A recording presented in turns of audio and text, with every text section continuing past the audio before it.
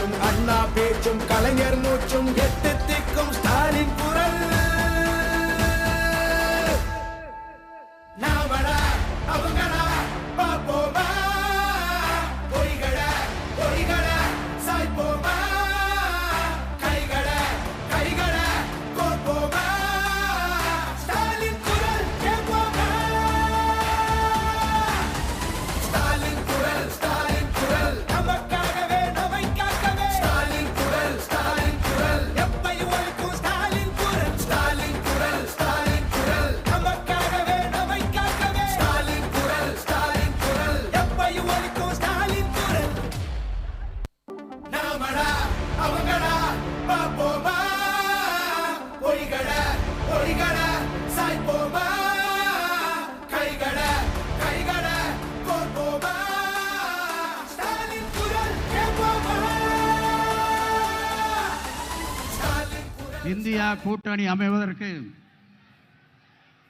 முதல் காரணமாக இருந்த முக்கிய தலைவர்களில் ஒருவராக இதை முன்னெடுத்த நம்முடைய தமிழ்நாடு முதலமைச்சர் திராவிட முன்னேற்ற கழகத்துடைய ஒப்பற்ற தலைவர் தளபதி அவர்களையும் அதேபோல அகில இந்திய காங்கிரஸ் கட்சியினுடைய முக்கிய முன்னணி தலைவர்களில் முக்கியமானவரான நம்முடைய அன்பிற்கும் மரியாதைக்கும் உரிய ராகுல் காந்தி அவர்களையும் உங்கள் அத்தனை பேருடைய சார்பாக வருக வருக என்று வரவேற்கிறோம். அதேபோல இந்த நிகழ்ச்சியிலே கலந்து கொண்டிருக்கிற அமைச்சர் பெருமக்கள், நாடாளுமன்ற சட்டமன்ற உறுப்பினர்கள், அது மட்டுமல்லாமல் இந்திய கூட்டணி கட்சியினுடைய அனைத்து தலைவர்கள் இரவு பகலாக தேர்தலுக்காக தங்களை அர்ப்பணித்துக் கொண்டு பணியாற்றி கொண்டிருக்கிற அன்பிற்குரிய சகோதர சகோதரிகள் மற்றும் உதயசூரியன் சின்னத்திலே நம்முடைய பொள்ளாச்சி தொகுதியிலே போட்டியிடும் நாடாளுமன்ற வேட்பாளர் அன்பிற்குரிய சகோதரர் ஈஸ்வரசாமி அவர்களுக்கும் உதயசூரியன் சின்னத்திலே கோவை நாடாளுமன்ற தொகுதியிலே வேட்பாளராக போட்டியிடும் கணபதி ராஜ்குமார் அவர்களுக்கும் கை சின்னத்திலே போட்டியிடும் கரூர் நாடாளுமன்ற தொகுதி வேட்பாளர் ஜோதிமணி அவர்களையும் மற்றும் பொதுமக்களையும் இங்கே அனைவருடைய சார்பாக வரவேற்று மகிழ்கிறோம். நன்றி, வணக்கம்.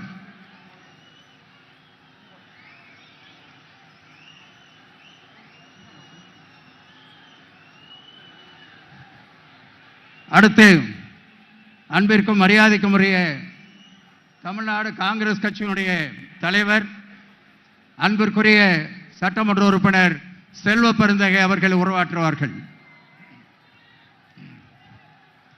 இந்தியா கூட்டணியின் வெற்றிக்கு அச்சாரமிட வந்திருக்கின்ற என் அருமை பெரியோர்களே, தாய்மார்களே, தமிழ்நாட்டின் இந்தியா கூட்டணியின் தலைவராக இருக்கின்ற மாண்புமிகு முதலமைச்சர் எங்கள் அருமை அண்ணன் தளபதி அவர்களே, உங்களிடம் உரையாற்ற வந்திருக்கின்ற இந்த தேசத்தில் RSSற்கும் பிஜேபிக்கும் சிம்ம சொப்பனமாக இருக்கின்ற இந்த தேசத்தின் ஒரே முகம், ஒரே குரல் எங்களுடைய தலைவர் ராகுல் காந்தி அவர்களே,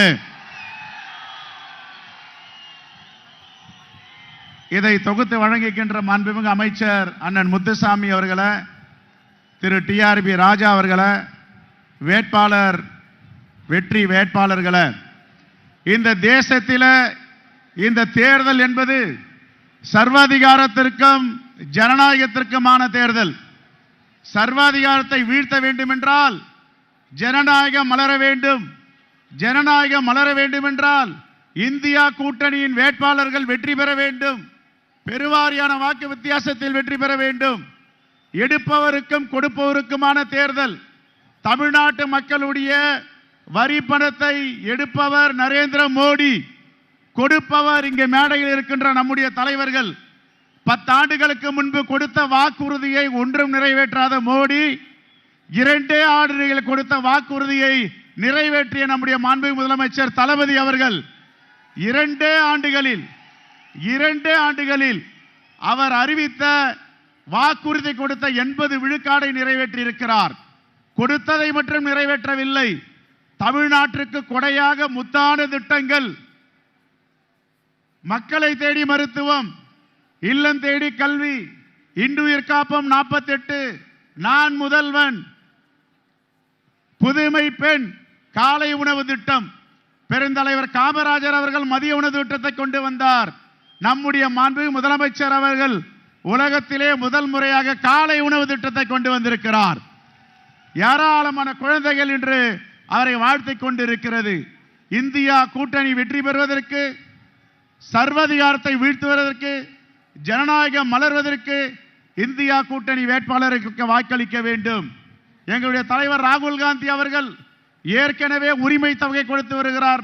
மாண்புமிகு முதலமைச்சர் அவர்கள் வேலையில்லா பட்டதாரிகளுக்கு வருடத்திற்கு 1 லட்சம் ரூபாய், தாய்மார்களுக்கு 1 லட்சம் ரூபாய், அமைப்பு சாரா தொழிலாளர்களுக்கு மோடி ஆட்சியிலே 170 ரூபாய், நாங்கள் ஆட்சிக்கு வந்தால் 400 ரூபாய் கொடுப்போம் என்று சூளுரித்திருக்கிறார்கள். என் அருமை பெரியோர்களே, தாய்மார்களே, உங்களுடைய விலை மதிக்க முடியாத வாக்குகளை ஜனநாயகத்தை காப்பதற்கு, சர்வாதிகாரத்தை வீழ்த்துவதற்கு உங்களுடைய விலை மதிக்க முடியாத வாக்குகளை இந்தியா கூட்டணி வேட்பாளருக்கு வாக்களியுங்கள், வாக்களியுங்கள் என்று கூறி விடைபெறுகிறேன். நன்றி, வணக்கம், ஜெய்ஹிந்த்.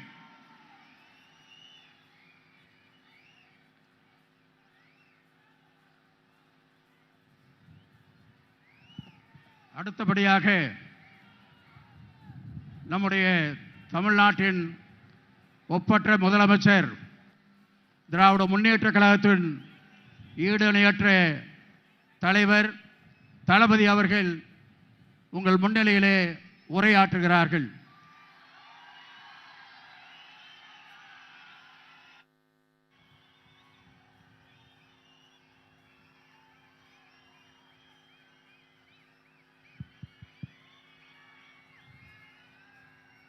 தென்னிந்தியாவின்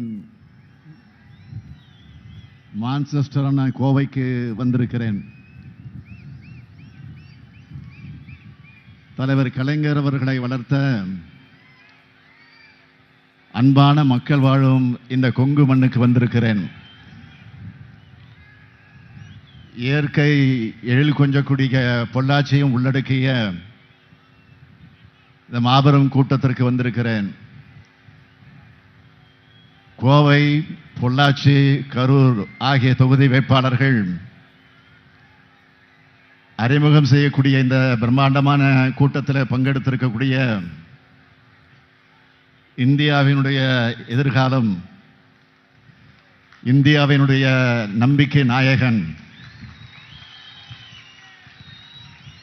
டியர் பிரதர், என்னுடைய அருமை சகோதரர் ராகுல் காந்தி அவர்களே,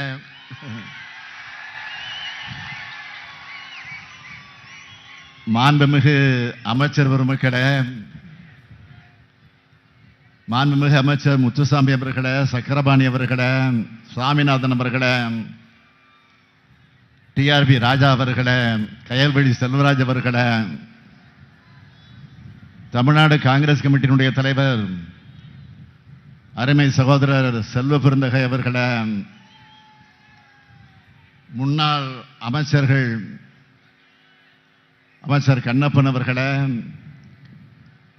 மதிப்பிற்குரிய EVK சிலங்கோபன் அவர்களே, பொங்கலூர் பழனிசாமி அவர்களே, நாடாளுமன்ற உறுப்பினர்கள் திருச்சி சிவா அவர்களே, PR நடராஜன் அவர்களே, அந்தியூர் செல்வராஜ் அவர்களே, சண்முக சுந்தரம் அவர்களே, அப்துல்லா அவர்களே, மாவட்ட கழகத்தினுடைய செயலாளர்கள் செல்வராஜ், இளபத்மநாபன், கார்த்திக், தளபதி முருகேசன், தொண்டாமுத்தூர் ரவி உள்ளிட்ட கழக நிர்வாகிகள, ஆதி தமிழர் பேரவையினுடைய தலைவர் அதிகமானவர்கள, காங்கிரஸ் கமிட்டியினுடைய மாவட்ட தலைவர்கள் கணபதி அவர்களே, பகவதி அவர்களே, கருப்பசாமி அவர்களே, மனோகரன் அவர்களே, தென்னரசு அவர்களே, கோவி உள்ளிட்ட காங்கிரஸ் கட்சியினுடைய நிர்வாகிகளே, இந்தியா கூட்டணியினுடைய வேட்பாளர்கள் சகோதரி ஜோதிமணி அவர்களே, கணபதி ராஜ்குமார் அவர்களே, ஈஸ்வரசாமி அவர்களே,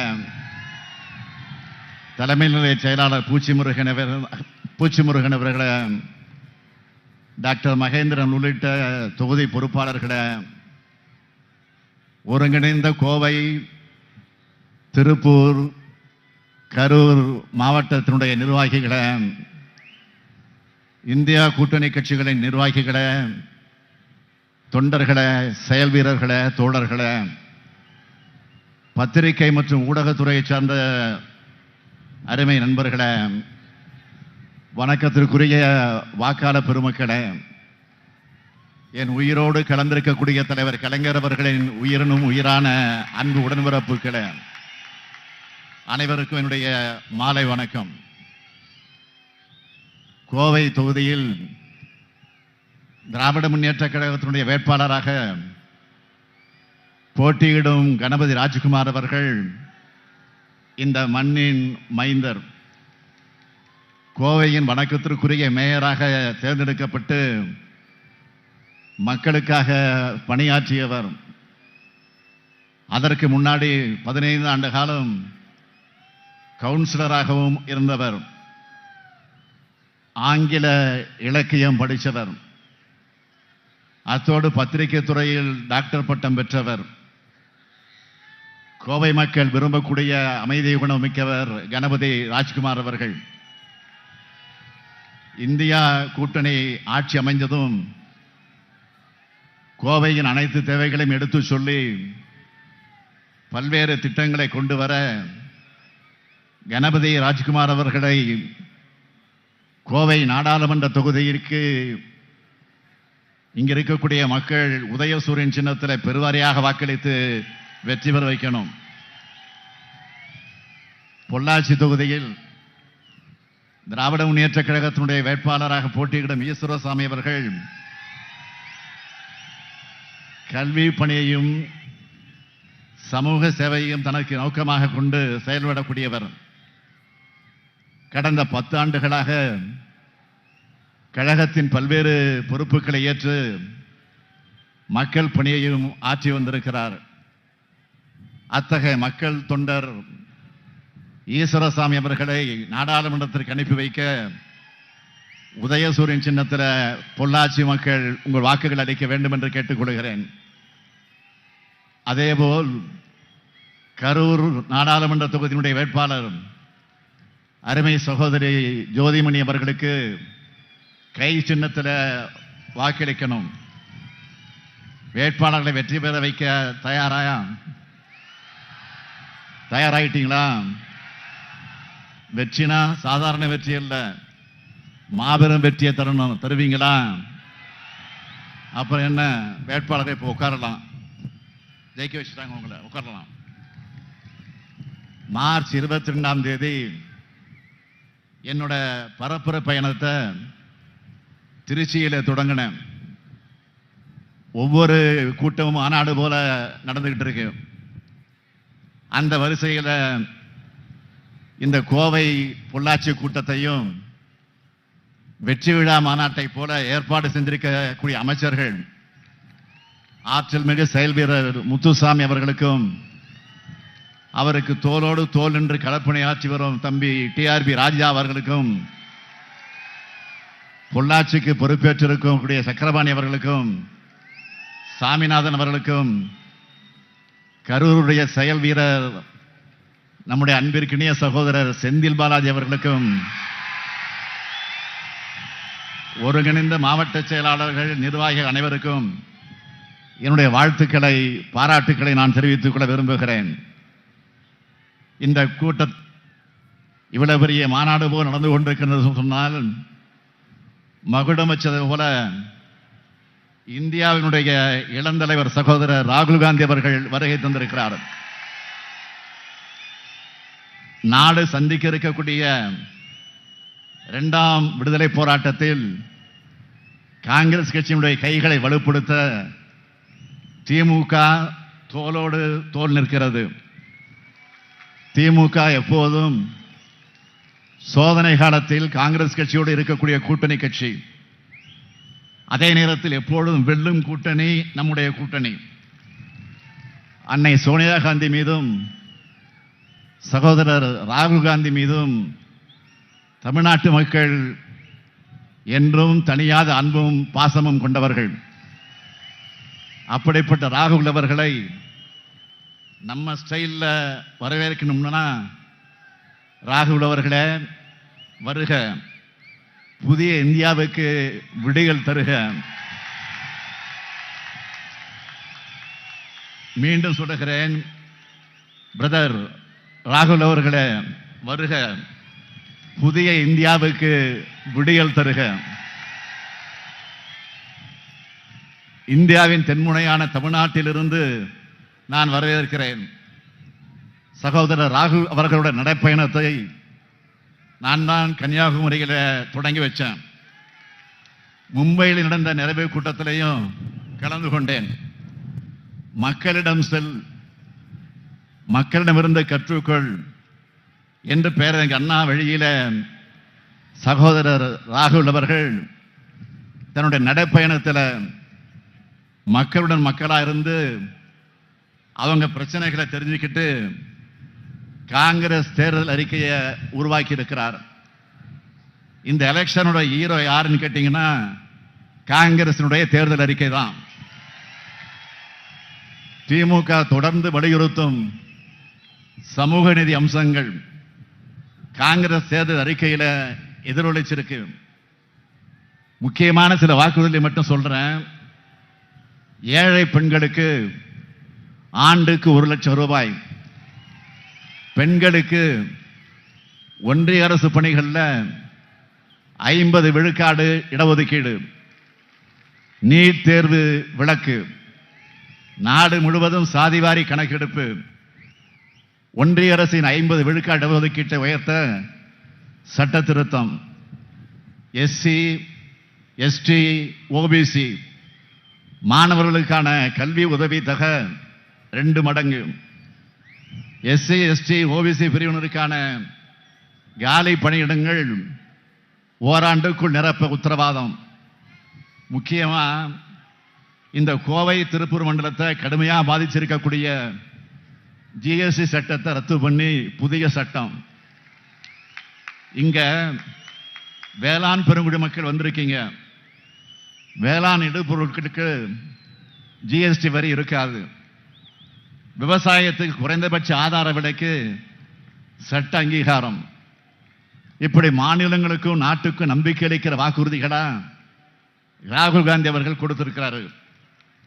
இன்னொரு பக்கம் பிரதமர் மோடி அவர்கள் எப்பவும் வெளிநாட்டில் டூர்ல இருக்கிறவர். இப்போ தேர்தல் வந்துடுச்சுன்னு உள்நாட்டில் டூர்ல இருக்காரு. இப்போ கூட்டங்கள்ல பேசுறாரு. அதுல எங்கேயாவது தன்னோட 10 ஆண்டு கால ஆட்சியோட சாதனைகளை எங்கேயாவது பேசுறாரா? இல்ல. அவர் பேசுறதெல்லாம் இந்தியா கூட்டணி கட்சிகளை வசைபாடுறது. அதுலயும் ஒரே பல்லவி, குடும்ப கட்சி, ஊழல் கட்சி. இதுக்கெல்லாம் நான் எத்தனையோ முறை பதில் சொல்லிட்டேன். அரசியலுக்கு யார் வேணா வரலாம், யாருக்கு நேரா பதவி வர்றதில்ல. தேர்தலில் நின்று மக்களை சந்திச்சு மக்களும் அவங்களோட செயல்பாடுகளை எடை போட்டு வாக்களிச்சாதான் பதவிக்கு வர முடியும். பிரதமர் மோடி அவர்கள் குடும்ப அரசியல்னு எங்களை மட்டும் அவர் அவமதிக்கல, எங்களை தேர்ந்தெடுத்த கோடிக்கணக்கான மக்களை அவர் அவமதிக்கிறாரு. அதே மாதிரி ஊழலை பத்தி பேசுறதுக்கு பிரதமர் வெட்கப்பட வேண்டாமா? ஊழலுக்கு ஒரு யூனிவர்சிட்டி கட்டினா அதுக்கு வேந்தரா இருக்கக்கூடியவர் யாருன்னு கேட்டீங்கன்னா அவருக்கு தான் அந்த தகுதி முழுசா இருக்கு. தேர்தல் பத்திரம்னு ஒரு நடைமுறையை கொண்டு வந்து ஊழலை சட்டபூர்வமாக்கினது யாரு? நீங்க தானே. மற்ற கட்சிகளும் அதுல நிதி வாங்கியிருக்கோம்னா நீங்க அந்த நடைமுறையை கொண்டு வந்தது தான் காரணம். ஆனா நீங்க எப்படி நிதி வாங்கினீங்க? இடி, ஐடி, சிபிஐன்னு உங்க கூட்டணி அமைப்புகள் மூலமா ரைடு விட்டு மிரட்டி தேர்தல் பத்திரங்களை பெற்று பணம் பறிச்சது பாஜக. பாஜகவுக்கு பணம் கொடுத்த கம்பெனிகள் மேல எப்போ ரைடு விட்டீங்க? உடனே அவங்க என்னைக்கு பணம் கொடுத்தாங்கன்னு எல்லா தகவலும் இப்ப வெளியாகிட்டு இருக்க. அடுத்து PM கேஸ் நிதி, இதுல வசூல் பண்ண தொகையை பத்தி கேள்வி கேட்டா அது தனி அறக்கட்டளைன்னு சொல்றாங்க. அப்படின்னா ஏன் பிரதமர் பேர்ல ஆரம்பிச்ச ஆயிரக்கணக்கான கோடிகள், அந்த கோடிகளை ஏன் நிதியா வாங்கினீங்க? இதுக்கும் பதில் இல்லை. அடுத்து உங்க ஆட்சிக்கு CAG கொடுத்த சர்டிபிகேட் என்ன? 7 schemes, 7 lakh crore mega scam. இதை பத்தி ஏன் வாயை திறக்க மாட்டேங்கிறீங்க? இதை வெளியிட்ட தணிக்கைத்துறை அதிகாரிகள் 3 பேரை உடனே டிரான்ஸ்பர், பணியிட மாற்றம் செஞ்ச மர்மம் என்ன? அடுத்து ரஃபேல் ஊழல். காங்கிரஸ் ஆட்சியில ஒரு விமானத்துக்கு 526 கோடி ரூபாய்க்கு ஒப்பந்தம் போட்டாங்கன்னா பாஜக ஆட்சியில 1670 கோடி ரூபாய்க்கு வாங்கினாங்க. இதனால பயனடைந்தது யாருன்னு காங்கிரஸ் கேட்ட கேள்விக்கு இன்னைக்கு வர பிரதமர் பதில் சொல்லல. கார்பரேட்டுகளுக்கு பல ஆயிரம் கோடி ரூபாயில் கடன்களை தள்ளுபடி பண்ணிட்டு கார்பரேட் முதலாளிகளுக்காகவே எப்படி அரசை நடத்துறீங்கன்னு சகோதரர் ராகுல் காந்தி அவர்கள் நாடாளுமன்றத்தில் அடுக்கடுக்கா கேள்வி எழுப்பினப்போ பதில் சொல்லாம பர்சனலா அட்டாக் பண்ணீங்க. அது மட்டுமா, அவருடைய MP பதவியை பறிச்சீங்க. பிரதமர் மோடி அவர்களே, நீங்க ஊழலை பத்தி பேசலாமா? அது மட்டும் இல்ல, இப்ப ஊழல்வாதிகளுக்கு கேரண்டி கொடுக்கிற மேட் இன் பிஜேபி வாஷிங் மிஷினை வச்சு ஊழல் கரை படிஞ்சவங்களை சுத்தப்படுத்துறீங்களே. இனியும் நீங்க ஊழலை பத்தி பேசினா கிராமத்தில் சொல்லுவாங்கல்ல, யோகியம் வரான் சொம்பு எடுத்து உள்ள வைன்னு, அப்படித்தான் மக்கள் சொல்லுவாங்க. 10 ஆண்டுகள் ஆட்சி செய்தோம், சாதனைகள்னு தமிழ்நாட்டுக்கு சிறப்பு திட்டங்கள்னு எதையும் செய்ய சொல்ல முடியாம பிரதமர் ஒரு பக்கம்னா, இன்னொரு பக்கம் 10 ஆண்டுகள் தமிழ்நாட்டை சீரழிச்ச பழனிசாமி. நடக்கிறது இந்தியாவை யார் ஆளணும் என்பதற்கான நாடாளுமன்ற தேர்தல். இந்தியா கூட்டணி தான் ஆளணும்னு நாம் சொல்றோம். ஆனா அதிமுகவை பொறுத்த வரைக்கும் யார் ஆளணும் சொல்லாம, யார் ஆளக்கூடாதுன்னு சொல்லாம, யார் தான் உண்மையான எதிரினே தெரியாம, எதுக்காக தேர்தல் நிற்கிறோம்னு என்ற தெளிவே இல்லாம கள்ள கூட்டணிக்கு ஆதாயம் தேடித்தர களத்துக்கு வந்திருக்கிறார் பழனிசாமி. தன்னை சுற்றி இருந்த அத்தனை பேரையும் முதுகுல குத்தின பழனிசாமி பாஜகவோட கூட்டணியை முறிஞ்சிடுச்சுன்னு சொன்னார். சரி, ஏன் எதிர்த்து பேசலன்னு நாம கேட்டா, பாஜகவை எதிர்த்து பேச முடியாது, அது கூட்டணி நிறுவனம்னு சொல்றாரு. இப்படிப்பட்டவங்களை பத்தி நாம என்ன பேசுறது? ஒரே வரியில சொல்லணும்னா இது சிம்பிளி வேஸ்ட். நம்மளை பொறுத்த வரைக்கும் 3 ஆண்டுகள்ல நம்ம திராவிட மாடல் அரசு எத்தனையோ சாதனைகள் செஞ்சிருக்கு. நம்முடைய சாதனைகளை தான் அடையாளமாக காட்டி நாம வாக்கு கேட்கிறோம். ஒவ்வொரு கூட்டத்திலையும் நம்ம திட்டங்களால பயனடைஞ்ச பயனாளிகளை பத்தி நான் சொல்றேன். நேத்து ஒரு வீடியோ பார்த்தேன்.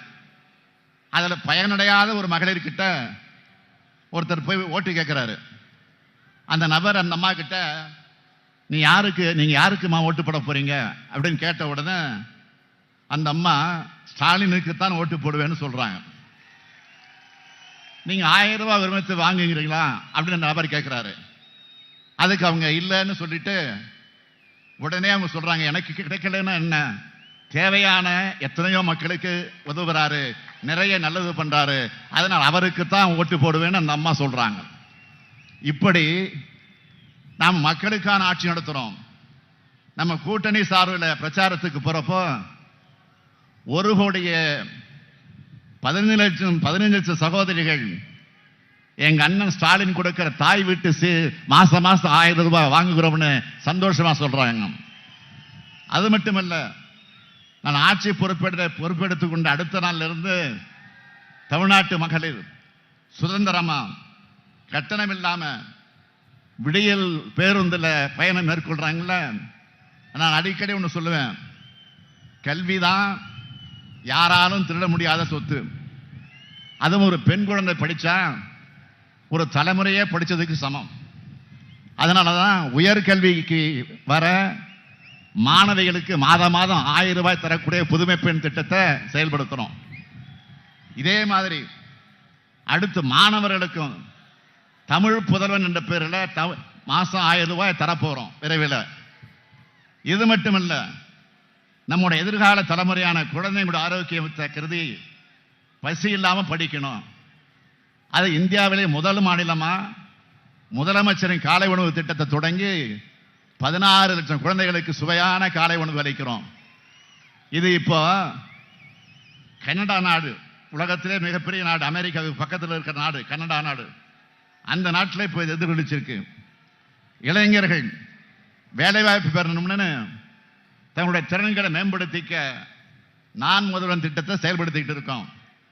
நாம் ஆட்சிக்கு வந்து 3 ஆண்டுகளில் 77,78,000 புதிய வேலைவாய்ப்புகள் நம்முடைய இளைஞர்களுக்கு கிடைச்சிருக்கா. அதுக்கு EPFO புள்ளி விவரம் தெளிவாக சொல்லுது. இது மாநில அரசோட புள்ளி விவரம் அல்ல, ஒன்றிய அரசோட புள்ளி விவரம். மக்களை தேடி மருத்துவ திட்டத்தால் 1 கோடி பேருக்கு மேல பயனடைந்திருக்காங்க.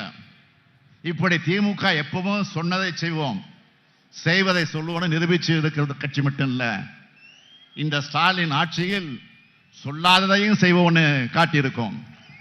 அது மட்டுமல்ல, உலகத்திற்கே கோவையை தெரியும் என்றால் அதற்கு காரணம் அறிவியல் மேதை ஜிடி நாயுடு என்பது உங்களுக்கு என்றால் தெரியும். ஜிடி நாயுடு ஒரு பெரிய மேதை, அறிவியல் மேதை.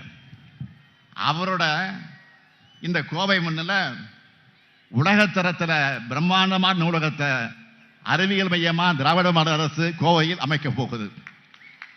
இப்படி தமிழ்நாட்டில் ஒவ்வொரு மாவட்டமும் ஒவ்வொரு குடும்பமும் பயனடைய வேண்டும் என்று பார்த்து பார்த்து திட்டங்களை செயல்படுத்திக்கிட்டு இருக்கோம்.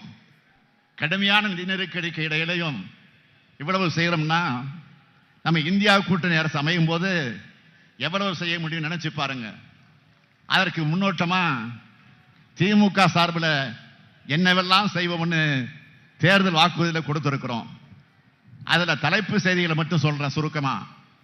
வியாபாரிகளுக்காக இரவு நேரங்களில் கோவையிலிருந்து தென் மாவட்டங்களுக்கு ரயில் சேவை, பொள்ளாச்சி இளநீருக்கும் மற்றும் தேங்காய்க்கும் புவிசார் குறியீடு, பொள்ளாச்சியில் குளிர்பதன கிடங்கு, பொள்ளாச்சியில் ரயில் நிலையம் புனரமைப்பு, சேரன் எக்ஸ்பிரஸ் பொள்ளாச்சி வரை நீட்டிப்பு, கோவை மெட்ரோ திட்டம் திருப்பூர் வரை நீட்டிப்பு, மேட்டுப்பாளையம் சத்தியமங்கலம் கோபிச்செட்டிப்பாளையம் ஈரோடு அகல ரயில் பாதை திட்டம், மக்காச்சோளம் சோயா போன்ற முக்கிய இடுபொருள்களின் தானியங்களின் விலையை குறைக்க ரயில்வேயிலே கட்டண சலுகை. அது மட்டுமல்ல, 10 ஆண்டுகளா தொடர்ந்து உயர்த்தப்பட்ட பெட்ரோல், டீசல், கேஸ் இதனுடைய விலை குறைக்கப்படும். சிறுபான்மையின மக்களுக்கு எதிரான சட்டங்கள் ரத்து செய்யப்படும். தொழிலாளர் விரோத சட்டங்கள் மறுசீரமைப்பு செய்யப்படும். கூட்டுறவு அமைப்புகளையும் வங்கிகளையும் விவசாயிகள் வாங்கியிருக்கக்கூடிய கடனையும் வட்டியும் தள்ளுபடி செய்வோம்.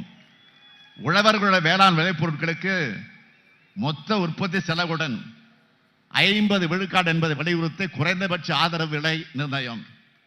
தேசிய நெடுஞ்சாலைகளில் இருக்கக்கூடிய சுங்கச்சாவடிகள் முற்றிலுமாக அகற்றப்படும். 100 நாள் வேலை திட்டத்தில் வேலை நாட்கள் இனி 180 நாட்களாக உயர்வு. 1 நாள் ஊதியமாக 400 ரூபாய். மாணவர்களுடைய கல்வி கடன் முற்றிலுமாக தள்ளுபடி. வங்கிகளில் மினிமம் பேலன்ஸ் இல்லாதப்போ விதிக்கப்படக்கூடிய அபராதம் நீக்கப்படும். இதையெல்லாம் இந்தியா கூட்டணி ஆட்சியில் வலியுறுத்தி நிறைவேற்றி திமுக சொன்னதை செய்யும்னு மீண்டும் நிரூபிப்போம். இப்படி நாட்டு மக்களுக்காக நன்மை செய்ய நம்மை பணியாற்றி இருந்தா தொழில்நுட்ப மிகுந்த இந்த கோவையை கடந்த 10 ஆண்டா பாஜக எப்படியெல்லாம் நாசமாக்கி இருக்குன்னு சொல்லட்டுமா? பாஜக ஆட்சியில் 2 பெரிய தாக்குதல் நடந்துச்சு. ஒன்று, கருப்பு பணத்தை ஒழிக்கிறேன்னு சொல்லி ஏழைகளுடைய சுருக்கு பையில் இருந்த பணத்தையும் பறிச்ச பணமதிப்பு இழப்பு நடவடிக்கை தான் முதல் தாக்குதல். இதனால பணப்புழக்கம் குறைஞ்சிச்சு, பல தொழில்கள் முடங்கி போச்சு. 2வது தாக்குதல், ஜிஎஸ்டின்னு ஒரு சட்டத்தை கொண்டு வந்து இந்த கோவையில் முதலாளிகளாக இருந்தவங்கெல்லாம் கடனாளிகளாக ஆக்கினாங்க. பலர் தங்க கம்பெனிகளை இழுத்து மூடுற நிலைக்கு தள்ளிட்டாங்க. அது மட்டுமல்ல, வங்கதேசம் கூட பாஜக அரசு போட்ட ஒப்பந்தத்தால இங்க உருவான நூலும் துணியும் தேங்கி கிடக்குது. 35 விழுக்காடு மில்கள் மூட வேண்டிய நிலையில இந்த மேற்கு மண்டலம் இருக்கு. 2 முறை கோவை பகுதிக்கு வந்து கொங்கு பகுதி எனக்கு மிகவும் நெருக்கமான பகுதின்னு பிரதமர் பேசினார்ல. திமுக தமிழ்நாட்டுக்கான வளர்ச்சி திட்டங்கள் தடுக்குதுன்னு சொன்னார. எப்படிப்பட்ட வழிகட்டண போய் இந்த கோவை பொதுக்கூட்ட மேடையில் இருந்து நான் பகிரமாக ஒரு குற்றச்சாட்டை முன்வைக்கிறேன். தமிழ்நாட்டை சார்ந்த ஒரு மிகப்பெரிய தொழில் நிறுவனம் 6500 கோடி ரூபாய் முதலீட்டில் கோவையை சேர்ந்த 10,000 பேருக்கு வேலை வாய்ப்பு அளிக்கக்கூடிய முதலீட்டை மேற்கொள்ள முடிவாச்சு. தமிழ்நாடு அரசு கூட இதுக்கான எல்லா பேச்சுவார்த்தைகளையும் முடிச்சு வச்சிருந்தோம். ஆனால் அவங்கள மிரட்டி அந்த தொழில் திட்டத்தை குஜராத்துக்கு மாற்றிட்டாங்க. இதுதான் கோவைக்கான பாஜகவினுடைய போலி பாசம். எதிர்காலத்தில் மிகப்பெரிய வாய்ப்புகள் வரும். செமி கண்டக்டர் தொழில் திட்டத்தை குஜராத் மாநிலத்துக்கு மிரட்டி மடை மாத்தினது தான் பாஜக. இப்படி கூச்சமே இல்லாம இப்போ ஓட்டிக்கிட்டு வரீங்க. கோவையில் இருக்கக்கூடிய இளைஞர்களுக்கு வேலை வாய்ப்பு கிடைக்கிறது உங்களுக்கு பிடிக்கலையா? கோவை மக்கள் மேல் ஏன் உங்களுக்கு இவ்வளவு வன்மம், ஏன் கோபம்? கோவை மக்கள் அமைதியை விரும்பக்கூடிய மக்கள். அமைதியான இடத்திலிருந்து தான் தொழில் வரும், தொழில் வளரும், தொழில் வளர்ச்சி இருக்கும், நிறுவனங்கள் நடத்த முடியும். பாஜக போன்ற கலவர கட்சிகளை உள்ள விட்டா அமைதி போய்விடும், தொழில் வளர்ச்சி போய்விடும், நிறுவனங்களை நிம்மதியாக நடத்த முடியாது. தமிழ்நாட்டின் வளர்ச்சியை தடுக்கிறது யாருன்னு தமிழ்நாட்டு மக்களுக்கு நல்லா தெரியும். அதனால பிரதமர் இங்க வந்து இட்லி பிடிக்கும், பொங்கல் பிடிக்கும், தமிழ் பிடிக்கும், தமிழ் பிடிக்கும்னு பேசுற போலி முகமுடி மொத்தமா இப்போ கிழிஞ்சு தொங்கிடுச்சு. இப்படி கோவை வேண்டாம், தமிழ்நாடு வேண்டாம்னு புறக்கணிச்ச மோடிக்கு இப்ப தமிழ்நாடு சொல்ல வேண்டியது என்ன தெரியுமா? வேண்டாம் மோடி. சத்தமா சொல்ல வேண்டாம், சத்தமா வேண்டாம், சத்தமா வேண்டாம், வேண்டாம். தெற்கிலிருந்து வருகின்ற குரல் இந்தியா முழுக்க கேட்கட்டும். தமிழ்நாட்டு வளர்ச்சியை தடுத்தா, தமிழ் மொழியை புறக்கணிச்சா, தமிழ் பண்பாட்டு மேல தாக்குதல் நடத்தினா தமிழ்நாட்டு மக்களோட பதில் எப்படி இருக்கும்னு ஏப்ரல் 19ஆம் தேதி உங்கள் வாக்குகள் மூலமாக காமிக்கணும். பாஜக கூட்டணியையும் பாஜகவோட பி டீமான அதிமுக கூட்டணியும் ஒரு சேர வீழ்த்தணும். இந்தியா கூட்டணிக்கு நீங்கள் அளிக்கும் வாக்கு இந்தியாவை காக்கட்டும், தமிழ்நாட்டை காக்கட்டும், நம்ம எதிர்கால தலைமுறையை காக்கட்டும், பாசிசத்தை வீழ்த்த இந்தியாவை காக்க உங்கள் ஸ்டாலின் அழைக்கிறேன். 40 நமதே, நாடும் நமதே, 40 நமதே, நாடு நமதே. நன்றி, வணக்கம்.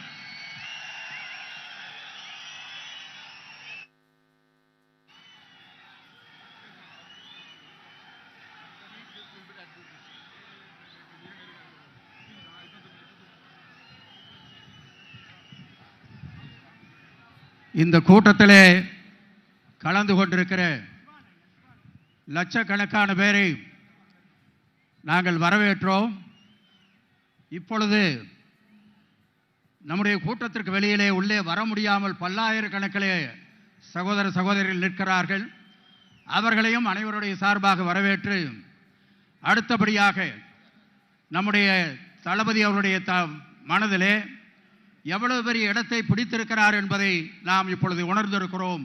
அப்படிப்பட்ட நம்முடைய காங்கிரஸ் கட்சியுடைய மூத்த தலைவர்களே ஒருவராக இருக்கிற நம்முடைய ராகுல் காந்தி அவர்கள் இங்கே உரையாற்றுவார்கள். அந்த உரையை அன்பிற்குரிய அண்ணன் நாடாளுமன்ற உறுப்பினர் அண்ணன் திருச்சி சிவா அவர்கள் நமக்காக மொழிபெயர்ப்பார்கள்.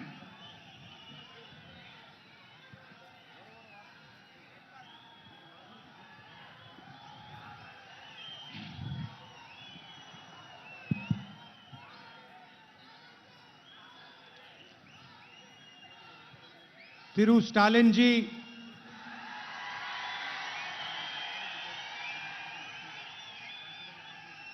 Dr. Ajay Kumar ji, Selva Perun Thagai ji, our candidates, Ganapati Rajkumar ji, Ishwar Swami ji, and Jyotimani ji, leaders of the India Alliance sitting on the stage, my dear Tamil brothers and sisters, friends from the media. மரியாதைக்குரிய தமிழக முதல்வர் ஸ்டாலின் அவர்களே, திரு அஜய்குமார் அவர்களே, திரு செல்வ பெருந்தகை அவர்களே, வேட்பாளர்கள் கணபதி ராஜ்குமார் அவர்களே, ஈஸ்வரசாமி அவர்களே, ஜோதிமணி அவர்களே, இந்தியா கூட்டணியினுடைய முன்னணி தலைவர்களே, என் தமிழ் சகோதர சகோதரிகளே, உங்கள் அனைவருக்கும் வணக்கம்.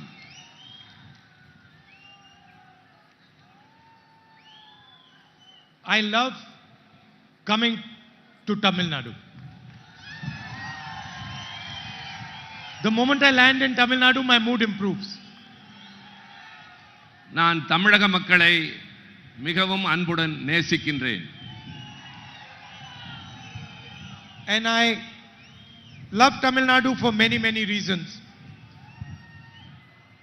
For me, the people of this state, your language, your history, they are a guide. They show me and give me direction. நான் தமிழக மக்களை நேசிப்பதற்கு பல்வேறு காரணங்கள் இருக்கின்றன. உங்களுடைய மொழி, உங்களுடைய கலாச்சாரம், உங்களுடைய வரலாறு, இவைகளெல்லாம் எனக்கு மிகவும் பிடித்தது. The affection and love all people of Tamil Nadu give me helps me in my work and inspires me. உங்களுடைய பல்வேறு நடவடிக்கைகள், உங்கள் வரலாறு எல்லாம் என்னை பெரிய அளவிலே மனதிலே நிலைத்து நிற்கின்றது. So it is always a pleasure for me to come here and speak to you. Mike? உங்களுக்கு முன்னால் இப்பொழுது நான் சில முக்கியமானவற்றை சொல்ல இருக்கின்றேன். Today, there is an ideological war taking place in India.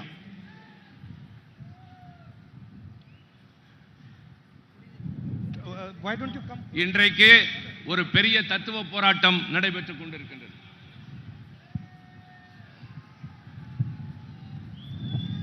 It's windy, so it's difficult to translate. You translate that. ஒரு மிகப்பெரிய தத்துவ போராட்டம் நடைபெற்றுக் கொண்டிருக்கின்றது. Because soon a storm is going to come in India and this Narendra Modi is going to be ejected from the government. Narendra Modi அவர்களுடைய அரசு போக வேண்டிய நேரம் இது.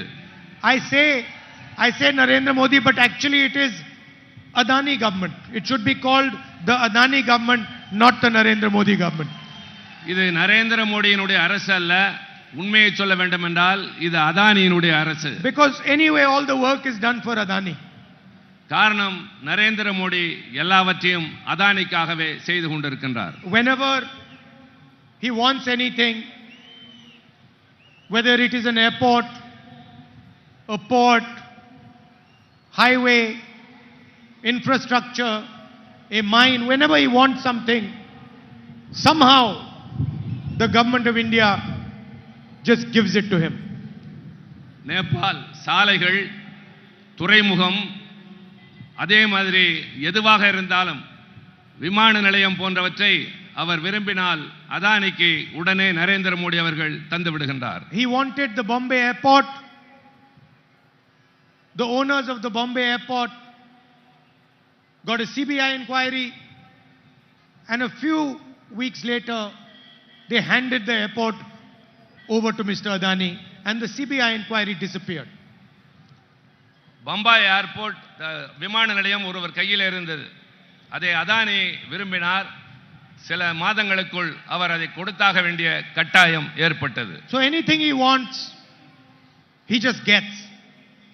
அவர் எதை விரும்பினாலும் உடனடியாக எளிதாகவே பெற்றுக்கொண்டார். I gave a speech in Parliament about how Mr. Adani is handed every single business in India, and immediately the government reacted against me. நான் நாடாளுமன்றத்திலே அதானி எப்படியெல்லாம் இந்த அரசாங்கத்திலே சலுகைகள் பெறுகிறார் என்று பேசிய உடனேயே என் மீது நடவடிக்கை எடுக்கப்பட்டது. They took away my Lok Sabha membership. Within a few weeks, I was thrown out of the Lok Sabha. என்னுடைய மக்களவை உறுப்பினர் பொறுப்பை பறித்து சில வாரங்களிலே என்னை வெளியே தூக்கி எறிந்தார்கள். It was strange. The moment I raised the Adani issue, immediately they took away my membership and my house. நான் அதானியினுடைய பிரச்சனையை நாடாளுமன்றத்தில் எடுத்த உடனேயே என்னுடைய மக்களவை உறுப்பினர் பொறுப்பை மட்டுமல்ல, நான் குடியிருந்த வீட்டையும் பறித்தார்கள். I was quite happy that they took my house. I didn't want the house. நான் உள்ளபடியே அந்த வீட்டை எடுத்ததில் மகிழ்ச்சி அடைந்தேன். எனக்கு அது தேவையில்லை. There are millions of houses that I have in India in the hearts of my people. எனக்கு இந்தியாவிலே லட்சக்கணக்கான வீடுகள் உங்களுடைய இதயங்களில் இருக்கின்றது. Millions of people in Tamil Nadu will open the door of their house for me.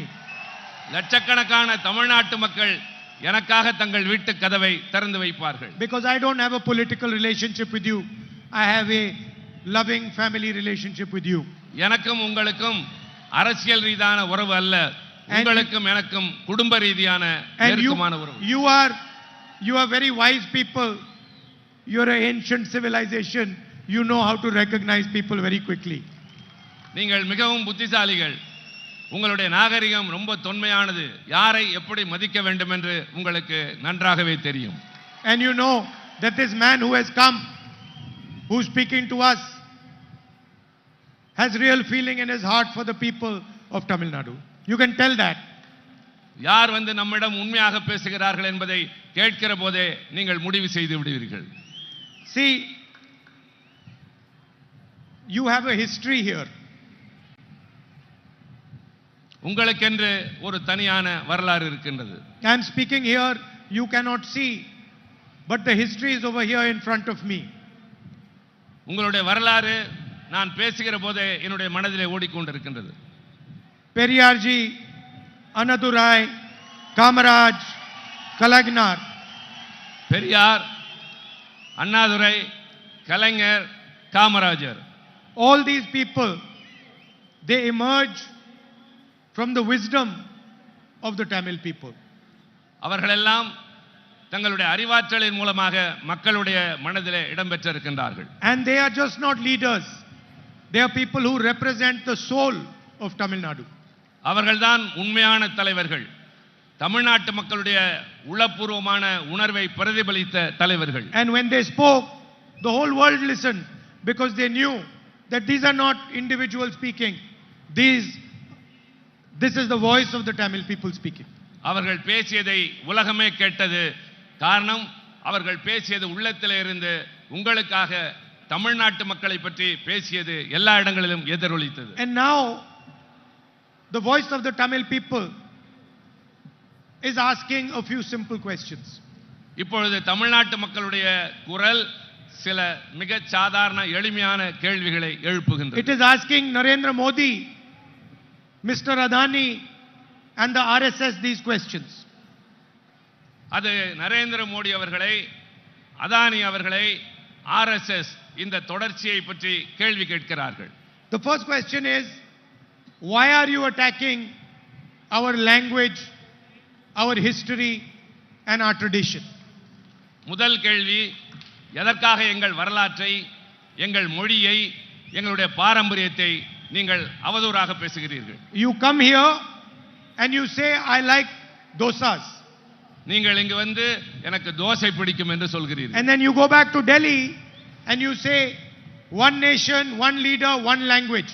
நீங்கள் டெல்லிக்கு திரும்பியவுடன் ஒரே நாடு, ஒரே தலைவர், ஒரே மொழி என்று பேசுகிறீர்கள். Why one language? ஏன் ஒரே மொழி? Why not space for Tamil? Why not space for Bengali? Why not space for Kannada? ஏன் தமிழ் Why not மொழிக்கு, space for Manipuri? ஏன் தமிழ் மொழிக்கு, கன்னட மொழிக்கு, தெலுங்கு மொழிக்கு, மற்ற மொழிகளுக்கெல்லாம் நீங்கள் பேசக்கூடாது? So you come here, you tell the people of Tamil Nadu you like dosa, and then you insult them, and you attack their culture, their history, their language. இங்கு வந்து தோசை பிடிக்கும் என்கிறீர்கள், ஆனால் இங்கிருந்து போனவுடன் இந்த கலாச்சாரத்தையும் இந்த மொழியையும் நீங்கள் அவதூறாக பேசுகிறீர்கள். At the same time, you say you like dosa, and Tamil farmers are starving. Tamil youth are unemployed. You destroyed small and medium industry by carrying out demonetization and a flawed GST. For the first time in Indian history, farmers are paying tax.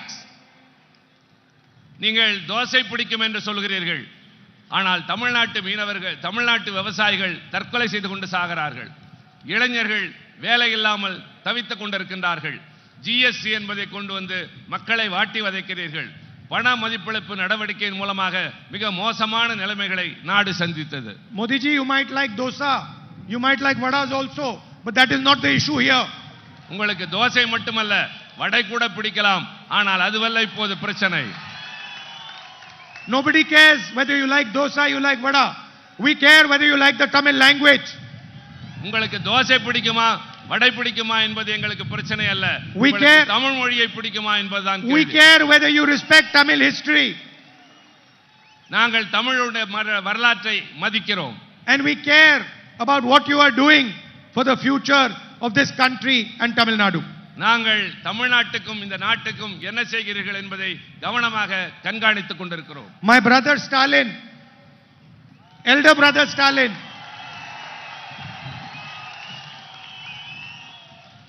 I don't call any other politician brother, huh?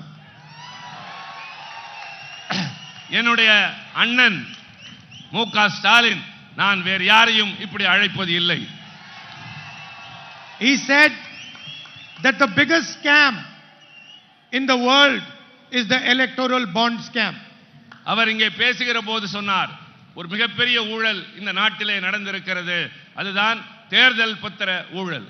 He said BJP is running a washing machine. BJP என்கின்ற அந்த கட்சி ஒரு சலவை மிஷினை வைத்திருக்கின்றது. What was the system?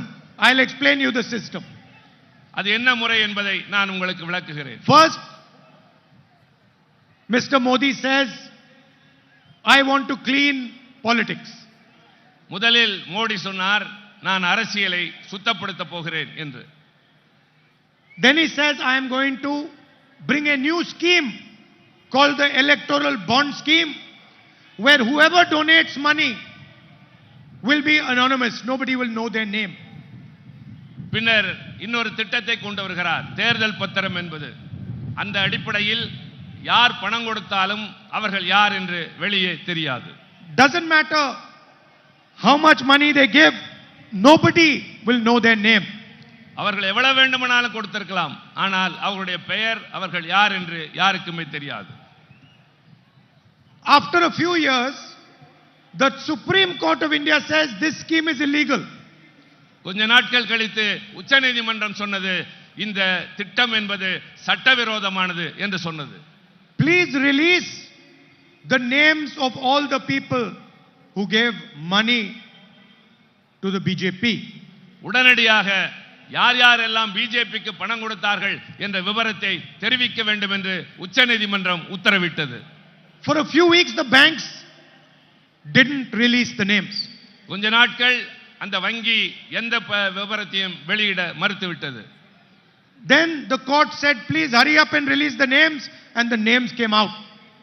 பின்னர் நீதிமன்றம் நடவடிக்கை எடுப்பேன் என்று சொன்னவுடன் அந்த பெயர்கள் வெளிவர ஆரம்பித்தன. Thousands of crores of rupees went straight to the BJP. ஆயிரக்கணக்கான கோடி ரூபாய் நேரடியாக பிஜேபியின் கணக்கிற்கு சென்றது. And then we started to look at the names and the dates when the money was given. அந்த பெயர்கள், கொடுத்த தேதி, எவ்வளவு பணம் என்று எல்லா தகவல்களும் வெளியாகின. And that's where Mr. Modi's genius became visible. அப்பொழுதுதான் திரு மோடி அவர்களை பற்றி வெட்ட வெளிச்சத்திற்கு எல்லாம் வந்தது. Company has a CBI inquiry, an ED inquiry, an income tax inquiry, and a few days later, they pay money to the BJP. ஒரு And then, a few days after that, the case is closed and the CBI inquiry is shut down.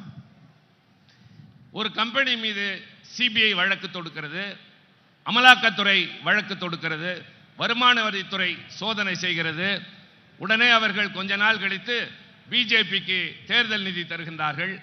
அதற்கும் பின் கொஞ்ச நாள் கழித்து அந்த வழக்குகள் எல்லாம் திரும்ப பெறப்படுகின்றன. The Indian media, of course, doesn't say any of this because they are controlled by the same person who controls the government, Mr. Adani. இந்த அரசாங்கத்தை கட்டுப்படுத்துகிறவர் தான் இந்த காரியங்களை எல்லாம் செய்கிறார். But this is normally called extortion. This is called extortion. இதுதான் சமூகத்திலே அவர்கள் செய்கின்ற மிகப்பெரிய அவலம். When you threaten somebody and then take money from them, this is called extortion. இப்படி யாரையாவது மிரட்டி வாங்குவதற்கு பெயர்தான் அச்சுறுத்தல் என்று சொல்லுவது. The second thing that became apparent was, again, if you looked at the dates, you found that in many cases a contract was given to a businessman, and then a few weeks later, suddenly, that businessman gave money to the BJP. திடீரென்று ஒரு கம்பெனிக்கு ஒரு பெரிய ஒப்பந்தத்தை கொடுக்கிறார்கள். கொடுத்த கொஞ்ச நாட்களிலேயே அவர்கள் பிஜேபிக்கு தேர்தல் நிதி தருகின்றார்கள். Meaning, for the largest contracts in the country, thousands of crores, highways, mines, these businessmen were giving a cut to the BJP. மிகப்பெரிய நிறுவனங்களுக்கு சுரங்கங்களை, சாலைகளை கோடிக்கணக்கான ஆயிரக்கணக்கான கோடி ரூபாய்க்கு அவர்கள் வாரி வாரி வழங்கினார்கள். This is the single biggest act of corruption done by anybody in the world. இந்த உலகத்திலேயே இவர்கள் செய்த ஊழலில் இது ஒரு சிறு பகுதிதான். And Mr. Narendra Modi calls it cleaning politics. ஆனால் நரேந்திர மோடி தன்னை சுத்தமான அரசியல்வாதி என்று அழைத்துக் கொள்கிறார். Yes, and my brother calls it the washing machine. அதைத்தான் என்னுடைய அண்ணன் சொல்கிறார், அவர் சலவை மிஷின் வைத்திருக்கிறார் என்று. And nothing has been done for the poor people of India. அவர் எதையுமே உருப்படியாக செய்தது இல்லை. Highest rate of unemployment in the last 40 years. Highest rate of unemployment in the last 45 years. வேலையில்லா திண்டாட்டம் கடந்த சில ஆண்டுகளாக மிகவும் அதிகரித்துக் கொண்டே போகின்றது. 83% of the unemployed are youth. 83 விழுக்காடு வேலை இல்லாதவர்கள் அத்தனை பேரும் இளைஞர்கள். India today is more unequal than it was under the British. India British ஆட்சியில் இருந்ததை விட மோசமான நிலையில் இருக்கிறது. And 22 Indian people, 22 of India's richest people have as much money as 70 crore citizens have. 22 பகுதி மக்கள் 70 கோடி மக்களுடைய பணத்தை அவர்களே சொந்தமாக வைத்திருக்கிறார்கள். 30 farmers kill themselves every single day. 30 விவசாயிகள் ஒரே நாளிலே தற்கொலை செய்து கொண்டு சாகிறார்கள். And Narendra Modi gave 16 lakh crores or 24 years of Manrega money to 20-25 businessmen by waiving their loans. 16 லட்சம் கோடி மகாத்மா காந்தி ஊரக வேலை வாய்ப்பு திட்டத்திற்கு தருவதை சில பெரிய பணக்காரர்களுக்கு வாரி வழங்கினார் Narendra Modi. So what is the India Alliance going to do in response to what Modi and Adani have done. இந்த சூழ்நிலையில் இந்தியா கூட்டணி இந்த நரேந்திர மோடி அதானி கூட்டணிக்கு என்ன செய்ய போகிறது? The first thing we are going to do is address the issue of unemployment in the country. முதல் கட்டமாக நாங்கள் செய்ய போவது வேலையில்லா திண்டாட்ட பிரச்சனையை வேகமாக There are 30 lakh vacant government jobs. We are going to hand those jobs to the youth of this country. 30 லட்சம் பணியிடங்கள் இந்த நாட்டிலே காலியாக இருக்கின்றன. நாங்கள் ஆட்சிக்கு வந்தவுடன் முதல் வேலையாக அந்த பணியிடங்களை நிரப்புவோம். Rich families send their children to do apprenticeships. They get trained, they get paid, and they go and work in private companies. இளைஞர்கள் தனியார் நிறுவனத்துக்கு அனுப்பப்படுவார்கள். அங்கே அவர்கள் அப்ரண்டிஸ்ஷிப் என்ற பயிற்சி பெறுவார்கள். அந்த காலகட்டத்திலே அவர்களுக்கு ஊக்கத்தொகை தரப்படும். But poor people cannot send their children to get an apprenticeship. ஆனால் ஏழை மக்களால் அந்த அப்ரண்டிஸ் பண்ணுவதற்கு முடியாத சூழல். An apprenticeship is a stepping stone into employment. It is the first step of employment. இந்த பயிற்சி என்று சொல்லுகின்ற அப்ரண்டிஸ்ஷிப் என்பது வேலை பெறுவதற்கான முதல் கட்டம். So we are going to pass a historic right to apprenticeship law for all Indian youngsters. நாங்கள் சரித்திர சிறப்புமிக்க ஒரு சட்டத்தை கொண்டு வர போகிறோம். அப்ரண்டிஸ்ஷிப் சட்டம் என்ற ஒன்று. Just like we passed the guaranteed work scheme, we are going to pass a guaranteed apprenticeship scheme. Any graduate, any diploma holder can ask the government of India for an apprenticeship, and he will be given an apprenticeship in the private sector, in the public sector, in government offices, and he will be paid ₹1,00,000 for a year of work and training. வேலைவாய்ப்பு உறுதி சட்டம், apprenticeship உறுதி சட்டம் கொண்டு வரப்போகின்றோம். Diploma படித்தவர்களோ பட்டதாரிகளோ யாராக இருந்தாலும் எங்களை உடனே அணுகலாம். அப்ரண்டிஸ்ஷிப் வேண்டும் என்று. அப்படிப்பட்டவர்களுக்கு ஒரு ஆண்டுக்கு ₹1,00,000 அவர்களுக்கு தரப்படும். I am aware, as most people are, that Tamil youngsters and families have a problem with NEET. எனக்கு நன்றாகவே தெரியும், தமிழ்நாட்டு இளைஞர்களுக்கு ஒரு மிகப்பெரிய பிரச்சனை நீட் தேர்வு. How Tamil people are educated, what exams they take, is the business of the people of Tamil Nadu. Tamil மாணவர்கள் எப்படியெல்லாம் கல்வி கற்கிறார்கள் என்பது எல்லோருக்கும் நன்றாக தெரியும். We will ensure that you decide whether you want to take NEET or you don't want to take NEET. We will leave it to the people of Tamil Nadu. We will leave it to the wisdom of the people of Tamil Nadu. எங்களுடைய புதிய திட்டம் என்பது NEET என்பது உங்களுக்கு தேவையா இல்லையா என்பதை தமிழ்நாட்டினுடைய வசத்திலேயே விட்டுவிடப் போகின்றோம். I saw Tamil farmers protesting in Jantar Mantar in Delhi. தமிழ்நாட்டு விவசாயிகள் டெல்லி ஜந்தர் மந்தரில் வந்து போராடியதை நான் நேரடியாக கண்டேன். I went and stood there. I spoke to them, and I want to tell all Tamil farmers that we are going to guarantee you a legal minimum support price for your produce. நான் அங்கு சென்று அவர்களை நேரடியாக சந்தித்து பேசினேன். இப்பொழுது தமிழ்நாட்டு விவசாயிகளுக்கு நான் தருகின்ற உத்தரவாதம், குறைந்தபட்ச ஆதார விலை நிச்சயமாக எங்கள் அரசு தரும். People who sell other products get a fair price for their products. I don't see why farmers cannot get a fair price for their products. நியாயமான விலை அவருடைய உற்பத்தி பொருளுக்கு விவசாயிகளுக்கு நாங்கள் கட்டாயமாக தருவோம். So we are going to give them a legal minimum support price. சட்ட ரீதியாக அவர்களுக்கு குறைந்தபட்ச ஆதார விலையை நிச்சயமாக தருவோம். Mr. Modi forgave 16 lakh crores of bank loans to India's richest individuals. Modi அவர்கள் 16 லட்சம் கோடி ரூபாயை தனிப்பட்ட பெரிய முதலாளிகளுக்கு வங்கியிலிருந்து வாரி வழங்கினார். We are going to waive farmers' loans like we did the last time we were in government. Modi பெரிய பணக்காரருடைய பணத்திற்கு நிவாரணம் தந்தார். ஆனால் நாங்கள் விவசாயிகளுடைய கடனை தள்ளுபடி செய்வோம். Women are the backbone of any society, and they look after and protect the next generation. அடுத்த தலைமுறை போராடுவதற்கு முன்னால் அவர்களுடைய தேவைகள் நிறைவேற்றப்படும்.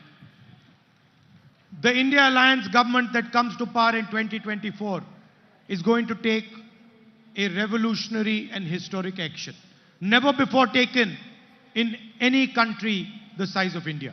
வரலாற்று சிறப்புமிக்க இந்த 2024இல் எங்கள் ஆட்சி பொறுப்பேற்றவுடன் வரலாற்று சிறப்புமிக்க எல்லோருடைய மனதிலே நிற்கக்கூடிய மிகப்பெரிய சட்டங்களையும் திட்டங்களையும் நாங்கள் இதுவரை உலகத்திலே இல்லாத அளவிற்கு கொண்டு வர திட்டமிட்டு இருக்கின்றோம். Narendra Modi and the Adani policies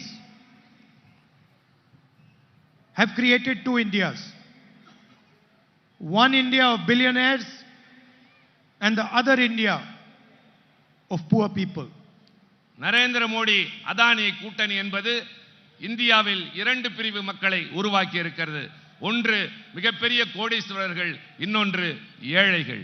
We have decided that we are going to end poverty in this country. நாங்கள் முடிவெடுத்திருக்கிறோம், இந்த நாட்டில் வறுமையை முற்றிலுமாக நாங்கள் இல்லாமல் செய்து விடுவோம். Every single family, every single Indian family below the poverty line, in every single family we are going to choose one woman and we are going to put 1 lakh rupees into her bank account every year.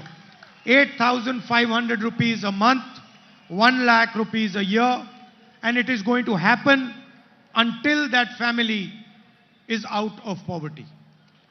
If it is not out of poverty, they will keep getting that 1 lakh rupees a year, 8,500 rupees a month. வறுமை கோட்டுக்கு கீழே வாழ்கின்ற இந்தியாவில் இருக்கிற ஒவ்வொரு குடும்பத்தையும் தேர்ந்தெடுத்து அதில் யாராவது ஒரு பெண்ணுக்கு ஒரு மாதம் 8,500 ரூபாய் என்று ஒரு ஆண்டுக்கு 1 லட்சம் ரூபாய் தருவோம். வறுமை அவர்களை விட்டு போகிற வரை இந்த 1 லட்சம் ரூபாய் நாங்கள் தந்து கொண்டே இருப்போம்.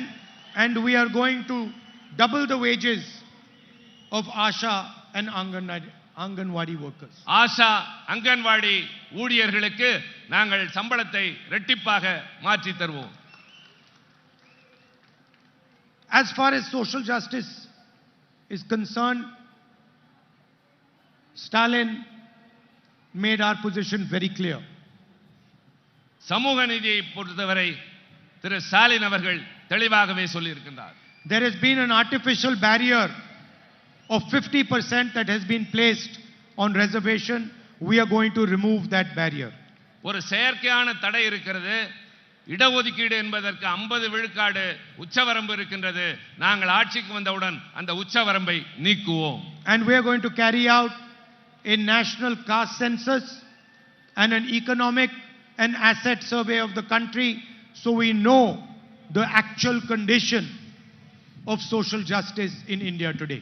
இந்தியாவிலே ஒட்டுமொத்தமாக ஜாதிவாரி கணக்கெடுப்பை நாங்கள் எடுப்போம்.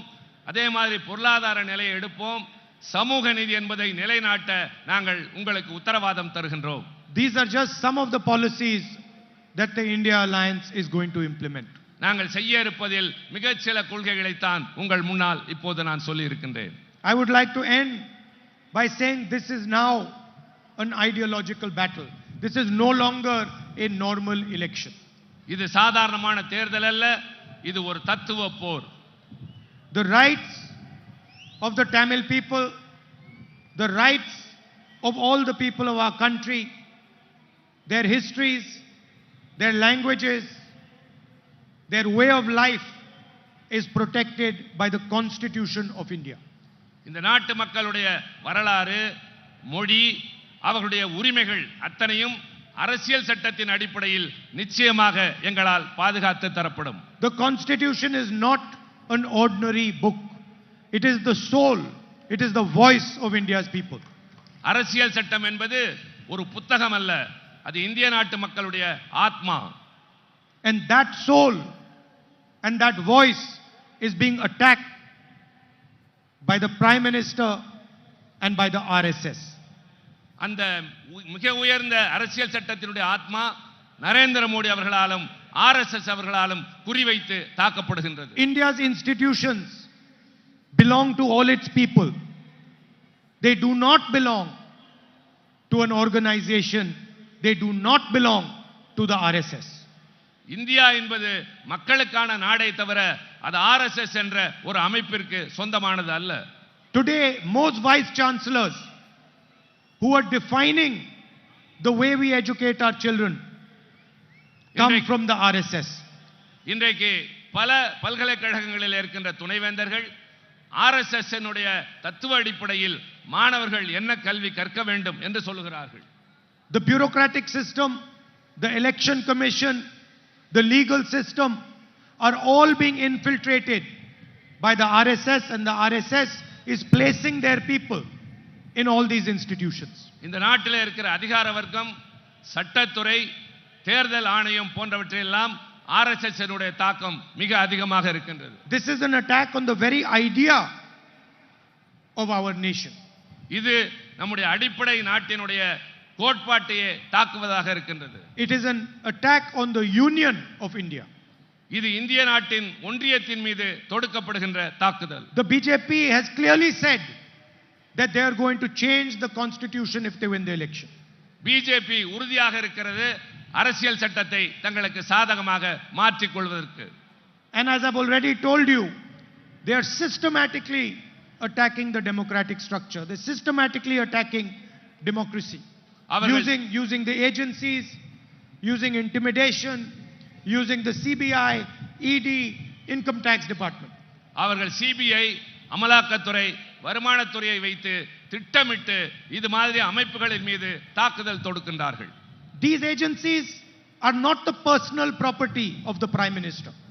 இந்த நாடு என்பது பிரதம மந்திரியினுடைய சொந்த உரிமை சொத்து அல்ல. These agencies belong to India. They belong to the people of the states of India. They belong to the people of Tamil Nadu. இந்த நாட்டில் இருக்கிற மக்களுக்கு சொந்தமான நாடு இது. And the Prime Minister has no right to treat the agencies the way he does, as if they're his personal property. பிரதம அமைச்சருக்கு இது மாதிரி துறைகளை அவர் விருப்பத்திற்கு தகுந்தாற் போல் பயன்படுத்திக் கொள்வதற்கு எந்த விதமான யோகியதையும் இல்லை, முகாந்திரமும் இல்லை. So it is a fight between those who want to protect the constitution, those who want to protect democracy in this country, and those who are attacking it. அரசியல் சட்டத்தை பாதுகாக்க நினைக்கிறவர்கள், இந்த நாட்டினுடைய சொந்த தன்மைகளை பாதுகாக்க நினைக்கிறவர்கள் இன்றைக்கு இந்த பெரிய முயற்சியை நாங்கள் எடுத்திருக்கிறோம். And I can assure you that those protecting the constitution, those protecting democracy, the India Alliance is going to win the election. அரசியல் சட்டத்தை பாதுகாக்கிற, ஜனநாயகத்தை பாதுகாக்கிற இந்தியா கூட்டணி இந்த தேர்தலில் நிச்சயமாக வெற்றி பெறும் என்று நான் அறுதியிட்டு கூறுகின்றேன். I'd like to thank all of you for coming here this evening. There are 3 of our candidates, 2 of them from the DMK, Jyotimani from the Congress party. Please do support them and make sure they win with a thumping majority. Thank you very much. Nandri. நீங்கள் வந்ததற்கு நன்றி தெரிவிக்கிறேன். 2 திமுக வேட்பாளர்களும் ஒரு காங்கிரஸ் கட்சி வேட்பாளர் நிற்கிறார். அவர்களுக்கு ஆதரவளித்து வெற்றி பெற செய்ய கேட்டுக்கொள்கிறேன். நன்றி, வணக்கம். செய்திகளை உடனுக்குடன் தெரிந்து கொள்ள உங்கள் கரம் டிவியை சப்ஸ்கிரைப் செய்யுங்கள். அதோடு பெல் பட்டனையும் கிளிக் செய்யுங்கள்.